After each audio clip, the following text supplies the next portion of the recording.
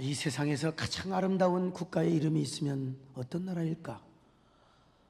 그 나라는 아마 이스라엘이라고 할 것입니다.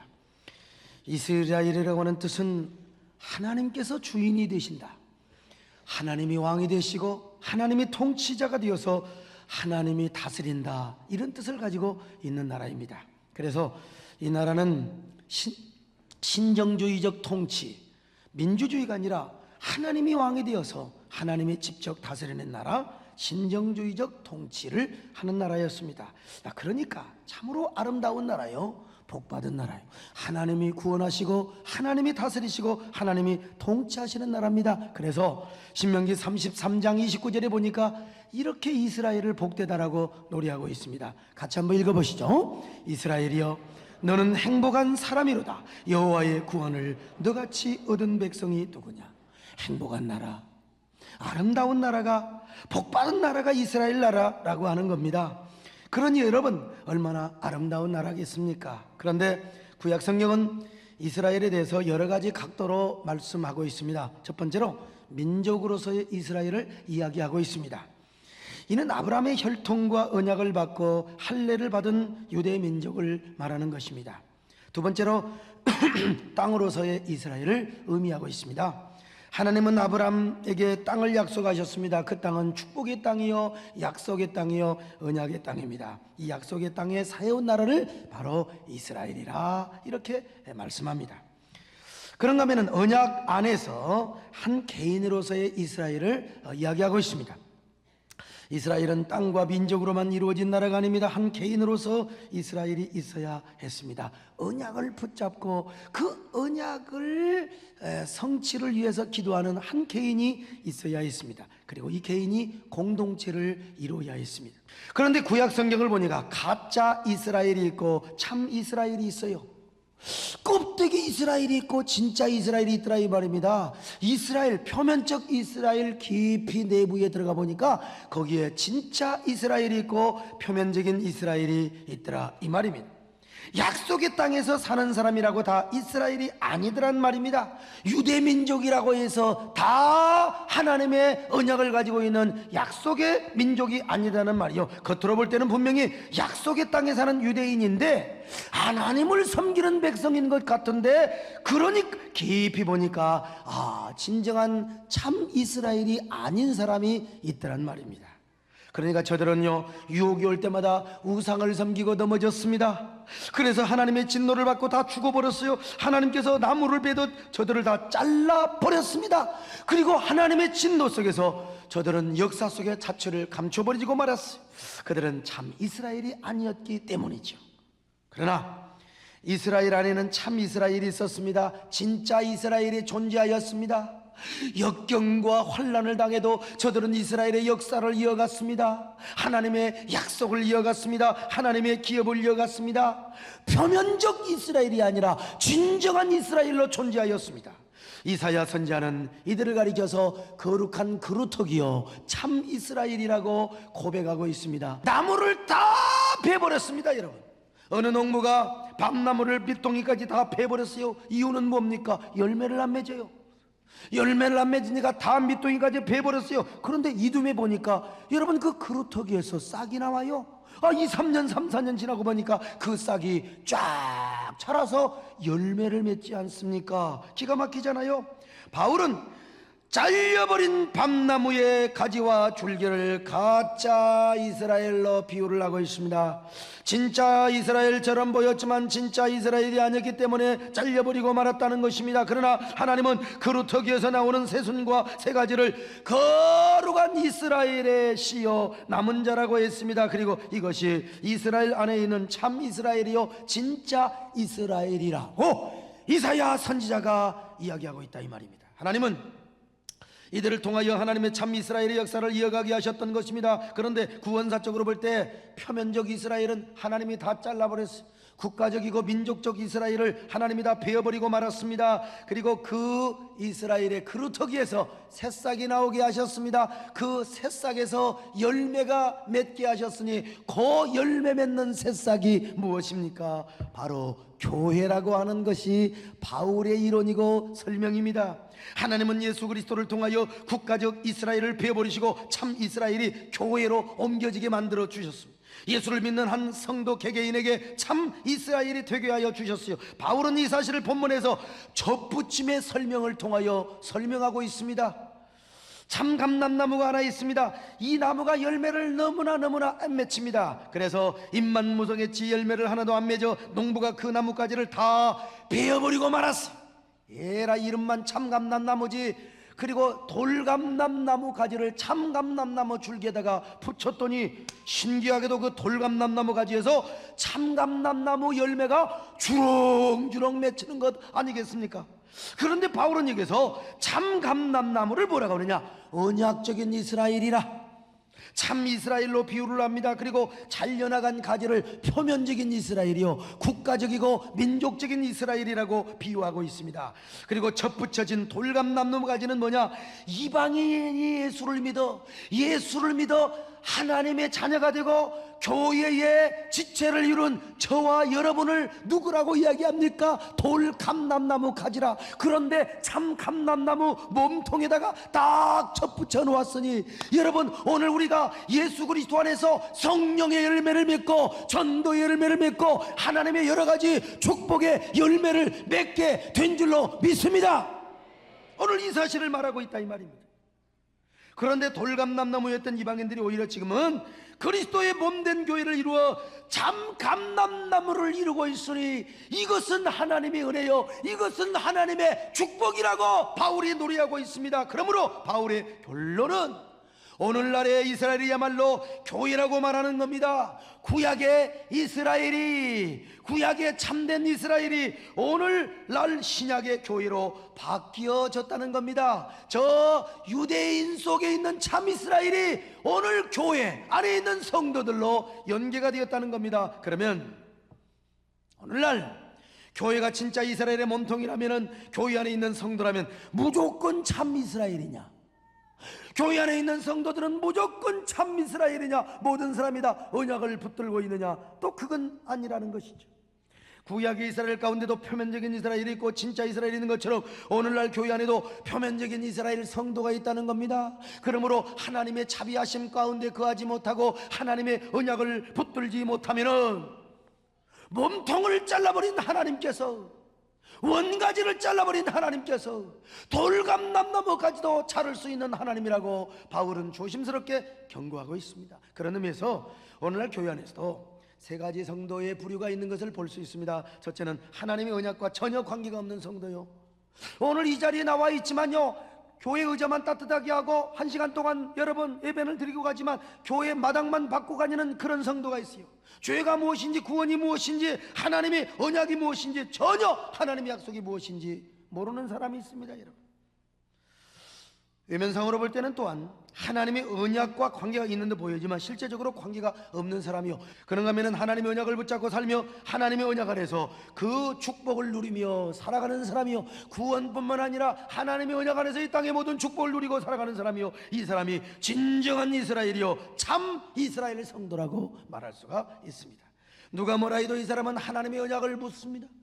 하나님의 구원의 언약이요, 은혜의 언약이요, 이 세상의 모든 축복의 언약을 붙잡고 살아갑니다. 죽어도 흔들림이 없는 하나님의 언약, 1.1핵도 흔들림이 없는 하나님의 언약을 신실하게 붙잡고 살아간다 이 말입니다. 여러분 모두 이런 사람이 되시기를 바랍니다.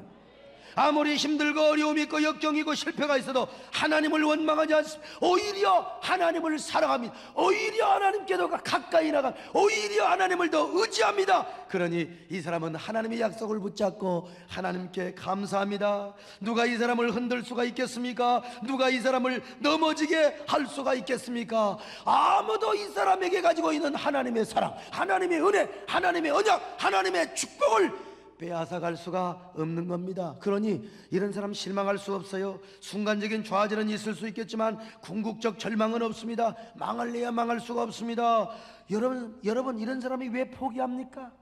예수 믿는 사람이 왜 자살을 합니까? 왜 아파트에 떨어져 죽고, 여러분 왜 약을 먹고 죽느냐? 이럴 수가 없는 겁니다. 여러분, 어떻게 도중에 이단에 넘어가고 어떻게 도중에 여러분 사명을 포기하고 세상으로 나가고 이럴 수가 없는 겁니다, 여러분.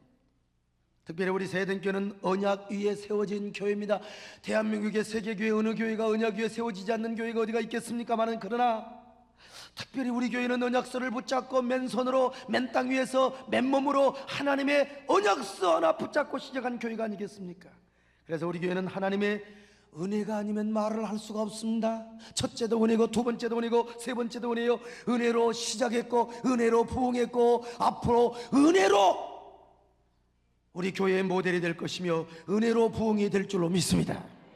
여러분이 직접 경험해 주셨지 않습니까? 왜 우리 교회는 은혜라고 말할 수밖에 없느냐? 우리 교회는 환자도요, 하나님이 낫을 사람만 골라서 보내주신 것 같아요.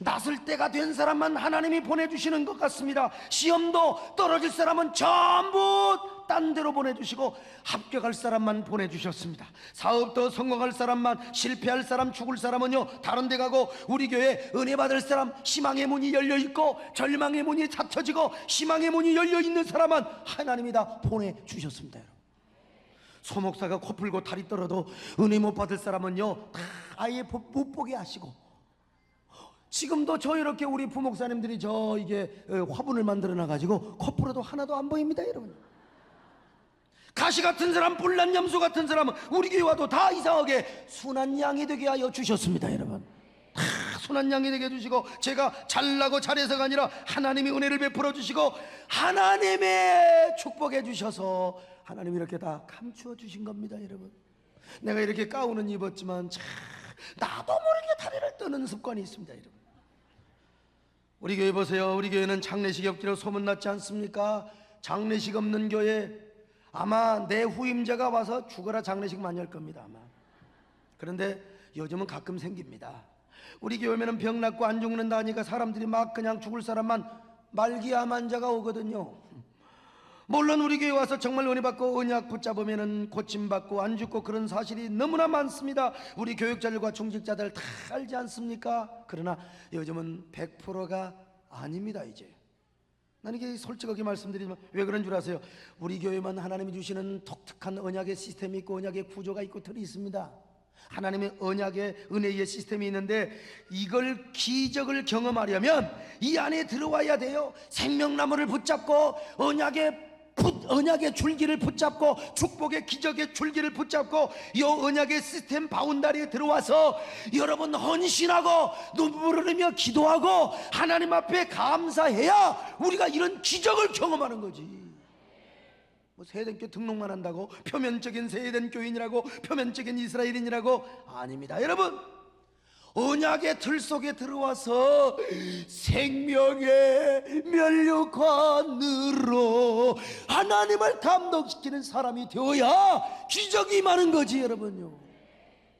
그러나 여러분, 분명하게 말할 수 있는 것은 참 세된 면이라 진정으로 하나님의 언약을 붙잡고 있는 참 이스라엘로 살아가는 성도, 세된 공동체의 언약 안에 살아가는 성도, 다 은혜 받고 다 축복을 받고 다 기적의 주인공이 되는 걸 여러분, 우리가 눈으로 똑똑히 볼 수 있지 않습니까? 아멘 하는 사람만 그런 기적이 있기를 바랍니다. 하나님이 다 형통하게 축복해 주신 것을 볼 수 있어요. 물론 하나님이 정말 불러가고 하나님이 천국에서 필요하다고 하는 거야. 내가 어떻게 맡겠습니까, 여러분? 저는 가끔 마음이 아픈 게 있어요. 그냥 믿음은 하나도 없는 사람이에요. 언약줄은 하나도 안 붙잡고 그냥 헌신은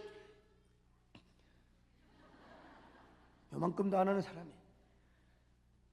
무슨 소목사나 우리 정원사님한테 안수기도 한번 받으면 다 병났을 줄 알고 착각하는 사람. 여러분, 내가 한번 기도해서 불치병, 암병 다 낫는다면 분당 서울대병원 문 닫아야죠. 분당 차병원, 재생병원 문 닫고 대한민국 병원이 무슨 필요가 있어요? 전부 다 새 에덴교회로 모여들라고 그럼 되는 거지. 그러나 우리 하나님은요, 하나님의 은혜를 그렇게 마력적으로, 기계적으로, 동력적으로 역사하는 하나님이 아니에요. 부족한 종이나 우리 권사님을 언약의 종으로 쓰시고 인격으로 쓰시는 거지요. 여러분, 믿음 안에 쓰시는 거지. 내가 기계로 쓰임 받습니까? 내가 기계로? 감기만 들었다면 탁 튕기만 나서버리면 뭐 우리 김원기 장로님이 약국 문 닫아야지. 구약에서도 표면적 이스라엘을 참 이스라엘이는 것처럼 우리 세대교도 마찬가지야. 등록만 했다고 우리 교인 된다고? 아닙니다 여러분. 또 정문사님 소목사에게 안수기도 받는다고 병 낫고 복 받는 게 아니라 우리 교회 하나님이 주신 언약, 하나님이 주시는 축복의 언약, 기적의 언약, 그 형통의 언약, 요 시스템 안에 들어와서 요걸 붙잡고 감사하며 헌신하며 믿음으로 나가는 사람에게 이런 구조적인 축복을, 형통의 언약을, 형통의 축복을 우리에게 주신 줄로 믿습니다. 오늘날 그러면 참 이스라엘 백성이 되고 참 성도가 되어서 언약을 붙잡는단 말이 무슨 말이냐? 어떤 사람이 하나님의 언약을 붙잡고 참 이스라엘로 살아간단 말입니까? 첫째, 간절한 회개와 함께 매일매일 구원의 감격을 경험하고 살아가는 사람입니다. 하나님께서 천국 가는 그날까지 함께 해주실 뿐만 아니라 자손 대대로 은혜 주시고 복 주실 걸 믿고 확신하며 감사하는 자입니다. 감사하는 자입니다. 그렇게 감사하는 자라면 세 번째로 하나님을 사랑하고 감사해서 이제는 감사의 씨앗과 축복의 씨앗을 뿌리는 자입니다. 우리가 정말 하나님 사랑하고 정말 하나님 의지하고 감사하는 사람은 이제는 마음으로 뿐만 아니라 물질 가지고 희생의 씨앗 뿌리고 감사의 씨앗 뿌리고. 그런데 사탄이가 우리에게 유혹하는 게 하나 있어요. 야, 감사는 마음으로만 해도 된다. 감사는 마음으로만 해도 돼. 하나님 앞에 감사는 입술로 찬양해도 되는 거야. 이게 마귀가 유혹하는 거야. 왜? 성경에도 하나님은 중심을 본다고. 중심은 외모를 이야기할 때 하는 겁니다. 그리고 우리가 정말로 힘들고 어려울 때를 말하는 거예요. 우리 정근사님 저 사위 삼으려고 할 때 안 하려고 해서 왜? 키 작다고. 이럴 때 하나님은 중심을 본다는 거예요. 키 보지 말고. 말을 잘 써야지. 정말로 하나님의 언약조를 붙잡고 감사하는 사람은요, 입술로 뿐만 아니라 눈물과 희생으로 감사의 씨앗을 뿌리는 거예요, 여러분. 그러면 하나님께서 절대로 잊지 않고 축복하여 주십니다. 언약의 하나님께서 감사와 희생을 받으시고 반드시 축복하여 주십니다. 히브리서 6장 10절에 절대로 우리 하나님은 잊지 않는 하나님이라고, 절대로 잊지 않는 하나님이라고. 갈라디아 6장 7절로 8절에 보니까 우리가 눈물로 씨를 뿌리면 하나님은 결단코 잊지 않으시고 결단코 축복하시고 결단코 갚아주신다고 약속하고 있습니다. 잊지 않으시는 하나님. 제가 우리 교회 땅 살 때 10억 가지고 땅을 사기 시작했습니다. 10억 가지고 땅 사기 시작했으니 여러분, 교회를 건축할 때 얼마나 힘들었겠습니까?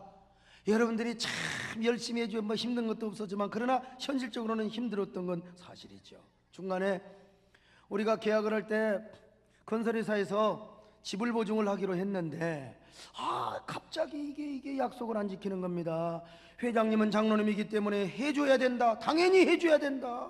그런데 실무진이 말을 안 듣는 거예요. 은행에서는 우리를 도와주려고 회사가 지불 보증을 못 해주면은 건물 완공 이행각서라고 해주라. 건물 완공 이행각서는 뭐냐면 그냥 건물 끝까지 짓겠다. 우리 회사가 부도내지 않고 끝까지 짓겠다. 요 각서 써주는 거예요. 이것도 안 써주는데 내가 얼마나 미치고 환장하겠습니까?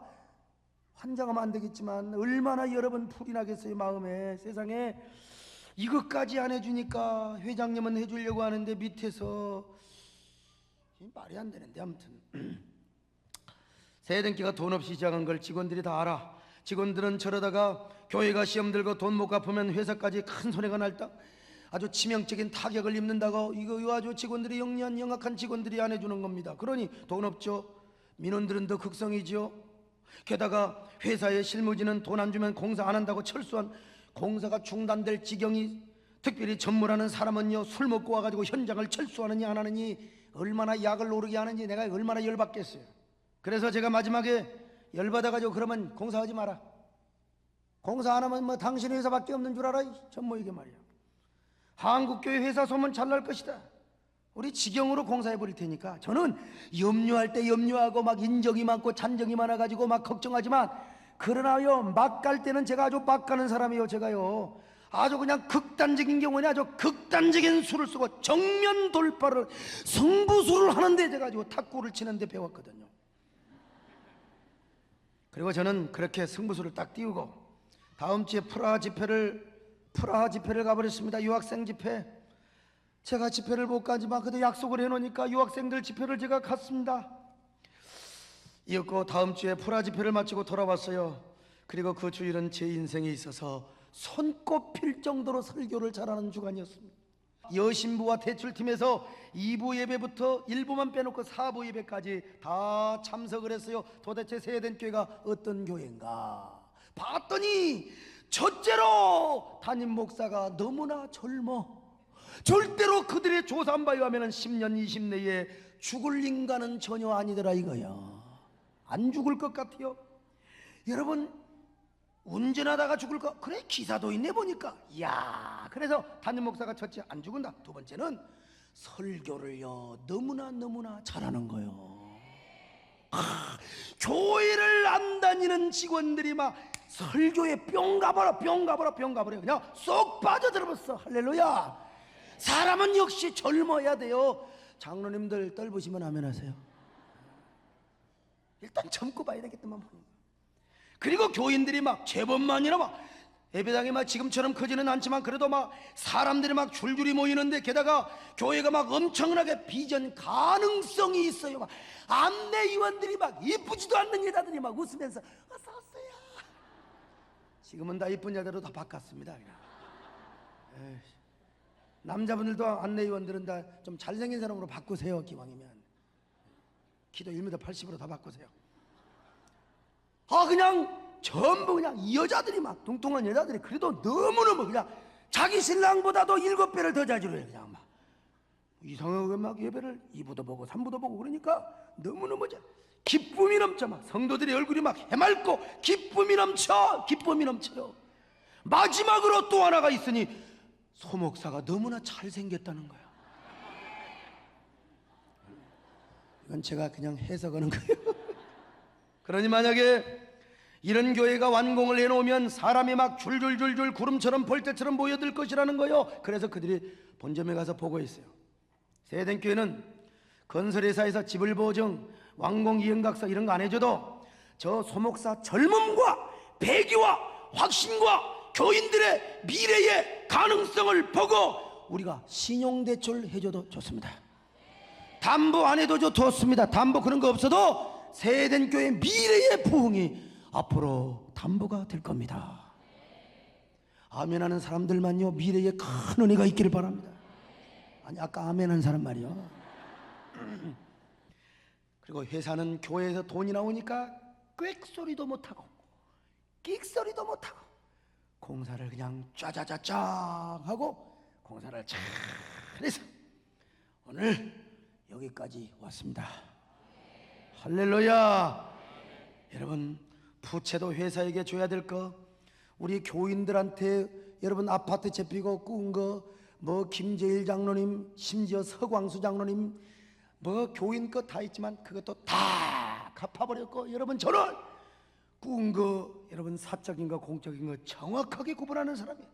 목사가요 가술 때는 돈 갖다 쓰고 그거 좀 헌금이요, 그런 인간은요 2번 다시 안 볼 거요. 신도시 사람들은요, 나는 돈 관계를 너무나 잘합니다. 여러분 다 그러고 사채 갚고요, 은행 돈도 한 절반 갚고. 그러니까 여러분 참 얼마나 이 부채를 이렇게 2년 만에 그렇게 많이 해결한 교회로 하나님이 축복을 해주셨습니다. 나는 우리 장로님들한테 그렇습니다.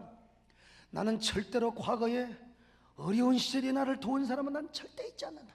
나를 밟고 험담하고 그런 사람은 모르지만 나 정말로 어려울 때 도운 사람 내가 죽어도 잊지 않는다. 그러니까 어떻게 장로님들은 날마다 성령 충만하고 얼마나 날마다 믿음 충만만 할 수 있겠느냐. 때로는 우리가 믿음도 떨어지고 때로는 우리가 성령 충만 못할 때도 있다. 그러나 우리는 잃지 말자. 우리는 절대로 양아치가 되지 말자. 그래서 우리 당의 제2의 캐치프레이즈가 뭐냐? 제발 양아치가 되지 말자. 믿음이 없으면 의리라도 있자. 옆 사람 보고 한번 참된 인사. 믿음이 없더라도 의리는 놓치지 맙시다. 누가 보면 조폭단체 같이 보이지만요, 여러분 조폭이 아닙니다. 여러분 목사도 그러는데 우리 하나님이 잊으시겠습니까? 우리 하나님이 우리의 눈물, 우리의 기도, 우리의 헌신, 약속을 붙잡고 하나님 앞에 헌신하는 우리의 감사하며 하나님을 의지하는 헌신, 여기 소목사도 있지 않는데 어찌 하나님이 있겠느냐 이 말입니다. 여러분, 우리 언약 붙잡고 하나님께 감사합시다. 여러분, 우리 눈물로 씨를 뿌리십시다.